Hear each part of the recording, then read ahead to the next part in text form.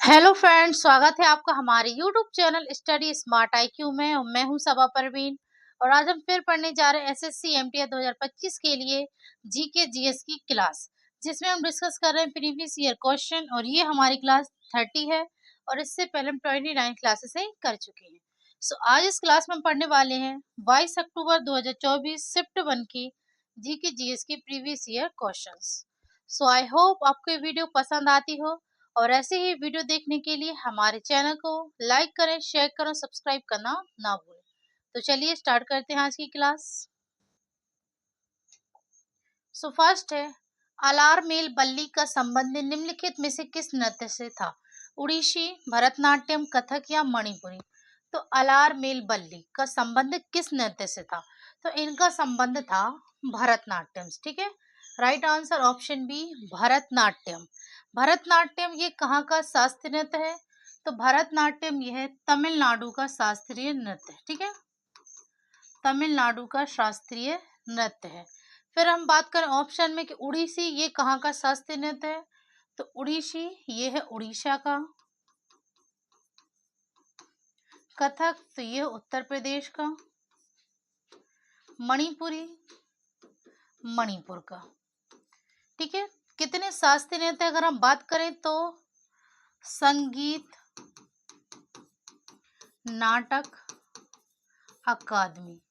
ठीक है, संगीत नाटक अकादमी के अनुसार 8 शास्त्रीय नृत्य हैं। ठीक है, 8 शास्त्रीय नृत्य है जो है उड़ीसी उड़ीसा, भरतनाट्यम तमिलनाडु, कथक उत्तर प्रदेश, मणिपुरी मणिपुर, इसके अलावा कुचिपुड़ी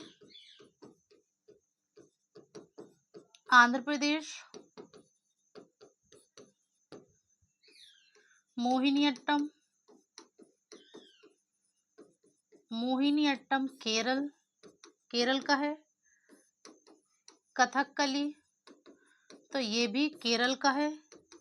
ठीक है, केरल के 2 शास्त्रीय नृत्य हैं, मोहिनीअट्टम और कथकली। ठीक है, फिर इसके अलावा और कौन सा शास्त्रीय नृत्य है? तो ये है सत्रिया। तो सत्रिया यह है असम का शास्त्रीय नृत्य है। तो इस प्रकार ये 8 शास्त्रीय नृत्य हैं संगीत नाटक अकादमी के अनुसार। लेकिन संस्कृति मंत्रालय द्वारा, ठीक है, संस्कृति मंत्रालय द्वारा कितने शास्त्रीय नृत्य हैं? तो संस्कृति मंत्रालय द्वारा 9 शास्त्रीय नृत्य हैं। ठीक है, 9 शास्त्रीय नृत्य हैं। तो जो 9वां शास्त्रीय नृत्य है वो है छऊ। छऊ ये 9वां शास्त्रीय नृत्य है। और छऊ ये कितने प्रकार के होते हैं? तो छऊ यह 3 प्रकार का होता है। ठीक है ना, 3 प्रकार का होता है, जिनमें पुरुलिया छऊ, मयूरभंज छऊ, सरायकेला छऊ। ठीक है, तो छऊ जो संस्कृति मंत्रालय द्वारा 9वां शास्त्रीय नृत्य है छऊ, और यह 3 प्रकार का होता है, पुरुलिया छऊ, मयूरभंज छऊ और सरायकेला छऊ। ठीक है, तो अच्छे से याद रखिएगा कि संगीत नाटक के अनुसार 8 शास्त्रीय और संस्कृति मंत्रालय द्वारा 9 शास्त्रीय नृत्य है। ओके, चलिए आगे बढ़ते हैं। Next question. नेक्स्ट है 2011 की भारत की जनगणना के अनुसार केरल में जनसंख्या वृद्धि दर क्या थी? तो 2000 की भारत की जनगणना के अनुसार, ठीक है, केरल में जनसंख्या वृद्धि दर कितनी थी? 4.91%, 15.01%, 1.0% और 12.65%। तो केरल में जनसंख्या वृद्धि दर कितनी थी 2011 की जनगणना के अनुसार? तो यहाँ पर जनसंख्या वृद्धि दर थी 4.91%। राइट आंसर ऑप्शन ए। अगर हम बात करें कि 2011 की जनगणना के अनुसार सबसे अधिक जनसंख्या वृद्धि दर कहाँ पे थी और सबसे कम कहाँ पे थी, तो देखिए राज्य में बात करें तो सबसे अधिक, ठीक है, सबसे अधिक जनसंख्या वृद्धि दर जो थी तो ये थी मेघालय में। और सबसे कम, तो सबसे कम थी नागालैंड में जनसंख्या वृद्धि दर। ओके, तो ये तो बात हो गई राज्य की। फिर हम बात करें केंद्र शासित प्रदेश। केंद्र शासित प्रदेश में, ठीक है। तो सबसे अधिक जनसंख्या वृद्धि दर जो की है तो ये है दादर और नगर हवेली में, ठीक है। और सबसे कम है लक्षद्वीप में, ठीक है। सबसे अधिक है दादर और नगर हवेली में, और सबसे कम है लक्षद्वीप में, केंद्र शासित प्रदेश। ओके, तो याद रखिएगा कि राज्य में सबसे अधिक मेघालय और कम नागालैंड, और केंद्र शासित प्रदेश की तो दादर नगर हवेली में सबसे अधिक और कम है लक्षद्वीप में। ओके, चलिए आगे बढ़ते हैं। नेक्स्ट है 2011 की जनगणना के अनुसार भारत की वार्षिक जनसंख्या वृद्धि दर क्या थी प्रतिशत में। तो यहाँ पे अब पूछा गया कि 2011 की जनगणना के अनुसार भारत की वार्षिक जनसंख्या वृद्धि दर, ठीक है, 1.97%, 2.16%, 2.22% या 1.64%। तो ये थी 1.64%, ठीक है। 1.64% भारत की वार्षिक जनसंख्या वृद्धि दर थी, ठीक है, 2011 की जनगणना के अनुसार। ओके, नेक्स्ट, रानी की बाव एक यूनेस्को विश्व धरोहर स्मारक है जो निम्नलिखित में से किस राज्य में स्थित है। तो रानी की बाव, ठीक है, यह एक यूनेस्को विश्व धरोहर स्मारक है और यह किस राज्य में स्थित है। हरियाणा, गुजरात, महाराष्ट्र या कर्नाटक। तो यह स्थित है गुजरात राज्य में, ठीक है। गुजरात राज्य में सरस्वती नदी के तट पर स्थित है, ठीक है। रानी की बाव गुजरात राज्य में स्थित है और सरस्वती नदी के तट पर स्थित है। ओके, चलिए आगे बढ़ते हैं।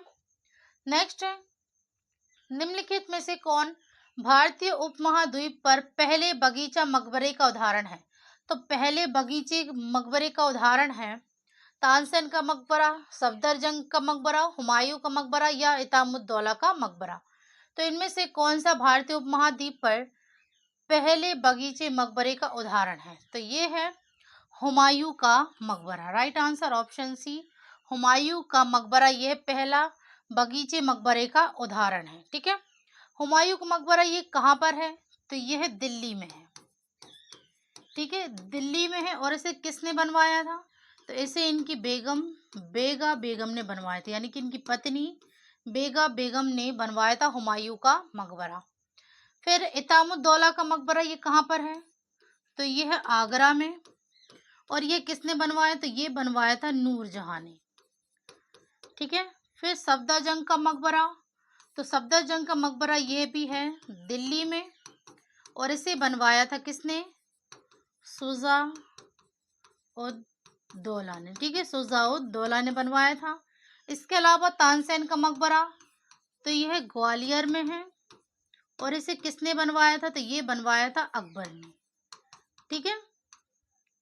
तानसेन का मकबरा ग्वालियर में अकबर ने बनवाया, सफदरजंग का मकबरा दिल्ली में शुजा-उद-दौला ने बनवाया, हुमायूं का मकबरा दिल्ली में है बेगा बेगम ने बनवाया और इतामुद्दौला का मकबरा आगरा में है नूरजहां ने बनवाया। ओके, चलिए आगे बढ़ते हैं। नेक्स्ट है बथुकम्मा त्योहार निम्नलिखित में से किस राज्य में मनाया जाता है। उत्तर प्रदेश, तेलंगाना, मणिपुर, छत्तीसगढ़। तो बथुकम्मा त्योहार यह मनाया जाता है तेलंगाना राज्य में। Right answer option B, Telangana. Next है वैदिक भजनों या मंत्रों के संग्रह को क्या कहा जाता है। संहिता, स्मृति, श्रुति या उपनिषद। तो वैदिक भजनों या मंत्रों के संग्रह को कहा जाता है संहिता। Right answer option A. Next है पद्मश्री 2023 से सम्मानित उषा बर्ले किस संगीत विद्या से जुड़ी है। लावणी, पंडवानी, पानीहारी या काजरी। तो पद्मश्री 2023 से सम्मानित उषा बर्ले, ठीक है, ये किस संगीत विद्या से जुड़ी है। तो ये जुड़ी है Pandavani. Right answer option B, Pandavani.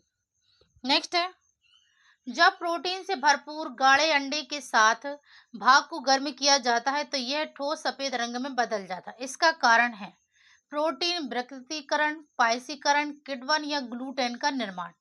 तो जब प्रोटीन से भरपूर गाढ़े अंडे के सफेद भाग को गर्म किया जाता है तो यह ठोस सफेद रंग में बदल जाता है। इसका कारण है प्रोटीन विकृतीकरण। Right answer option A. Next है निम्नलिखित में से किस राज्य में नॉरबेस्टर्स को बरदोई शिला के नाम से जाना जाता है? बिहार, असम, उड़ीसा, गोवा। तो किस राज्य में नोरबेस्टर्स को बरदोई शिला के नाम से जाना जाता है? तो ये जाना जाता है असम में। Right answer option B. Next है, निम्नलिखित में से कौन सा कथन सही है?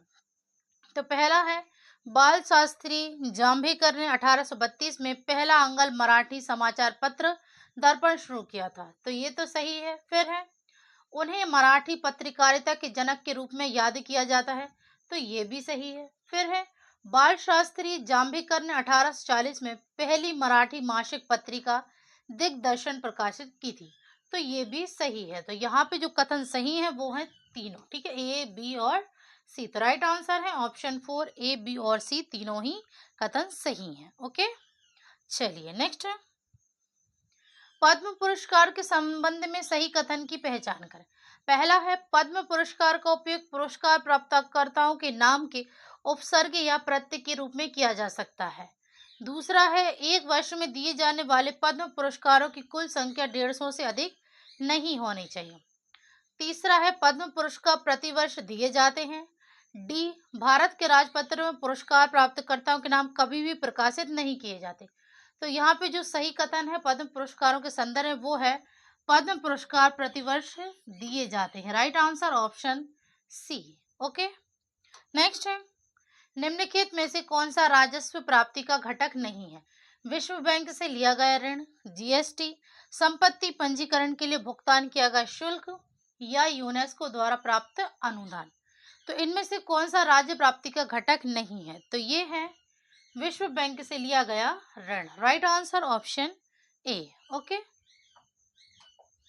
नेक्स्ट है, अप्रैल 2023 में केंद्र सरकार द्वारा राष्ट्रीय तकनीकी अनुसंधान संगठन के अध्यक्ष के रूप में किसे नियुक्त किया गया था? अरविंद कुमार, अरुण सिन्हा, अनिल धस्माना या अजीत डोभाल। तो अप्रैल 2023 में केंद्र सरकार द्वारा राष्ट्रीय तकनीकी अनुसंधान संगठन के अध्यक्ष के रूप में अरुण सिन्हा को नियुक्त किया गया था। Right answer option B, Arun Sinha. Next है, भारतीय वन सेवा का गठन अखिल भारतीय सेवा दिन 1951 के तहत डैश में किया गया था। तो भारतीय वन सेवा का गठन अखिल भारतीय सेवा दिन 1951 के तहत राइट आंसर है ऑप्शन बी, 1966 में किया गया था। ओके, चलिए आगे बढ़ते हैं। नेक्स्ट, भारतीय संविधान के निम्नलिखित में से किस अनुच्छेद में कृषि और पशुपालन का संगठन शामिल है? अनुच्छेद 48, अनुच्छेद 47, अनुच्छेद 46 या अनुच्छेद 45। तो भारतीय संविधान के किस अनुच्छेद में कृषि और पशुपालन का संगठन शामिल है? तो ये है अनुच्छेद 48 में। राइट आंसर ऑप्शन ए, अनुच्छेद 48। नेक्स्ट है, निम्नलिखित में से किस भारतीय राज्य में एम.ए. चिदम्बरम स्टेडियम स्थित है? पश्चिम बंगाल, केरल, कर्नाटक, तमिलनाडु। तो भारतीय राज्य में एम.ए. चिदम्बरम स्टेडियम यह स्थित है तमिलनाडु राज्य में। Right answer option D, Tamil Nadu. Next, प्रसिद्ध अंग्रेजी उपन्यास Em and the Big Hoom किसने लिखा? अस्थर डेविड, अमिताभ घोष, जेरी पिंटो या शशि थरूर। तो प्रसिद्ध अंग्रेजी उपन्यास Em and the Big Hoom यह लिखा है जेरी पिंटो ने। Right answer option C. Next है, निम्नलिखित में से कौन सा मौसम का तत्व नहीं है? तापमान, आर्द्रता, पौधे या वर्षा। तो जो मौसम का तत्व नहीं है वे हैं पौधे। Right answer option C. Next है, निम्नलिखित में से किस जीव का उपयोग ब्रेड और शराब उद्योगों में किया जाता है? कोलेस्ट्रीडियम, नाइट्रोबैक्टर, ईस्ट या पेनिसिलियम। तो किस जीव का उपयोग ब्रेड और शराब उद्योगों में किया जाता है? तो ये किया जाता है ईस्ट का use. Right answer option C. Next है, केंद्रीय बजट 2023 में हरित नाइट्रोजन मिशन के तहत 5 MMT का वार्षिक उत्पादन किस वर्ष तक लक्षित किया गया है ताकि अर्थव्यवस्था को कम कार्बन तीव्रता में परिवर्तित किया जा सके? 2032, 2030, 2023 या 2023। तो इसे किस वर्ष तक लक्षित किया गया है? तो ये किया गया है उत्पादन को 2030 तक लक्षित किया गया है। Right answer option B. Next है, भारत में प्रधानमंत्री डैश है। एक नाम मात्र कार्यपालिका, वास्तविक कार्यपालिका सशस्त्र बलों का सर्वोच्च सेनापति या न्यायपालिका का प्रमुख। तो भारत में प्रधानमंत्री है वास्तविक कार्यपालिका। Right answer option B. Okay, next है भारत की 2011 की जनगणना के अनुसार कृषि क्षेत्र में कार्यरत कार्यबल का हिस्सा क्या है? 54.6%, 65.3%, 48.9% या 44.8%। तो 2011 की जनगणना के अनुसार कृषि क्षेत्र में कार्यरत कार्यबल का हिस्सा है 54.6%, यानी कि right answer option A.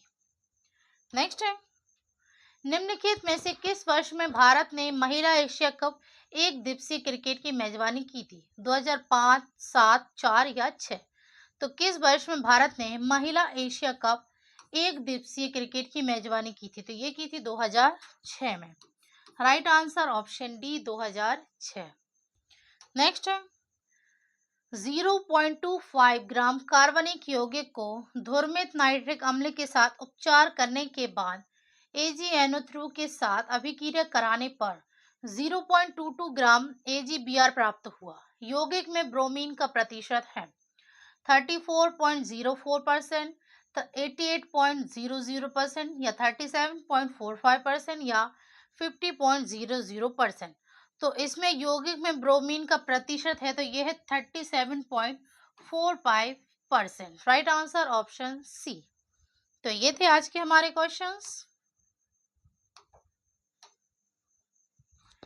So I hope आपको ये वीडियो पसंद आई हो और ऐसे ही वीडियो देखने के लिए हमारे चैनल को लाइक करें, शेयर करें, सब्सक्राइब करना ना भूलें।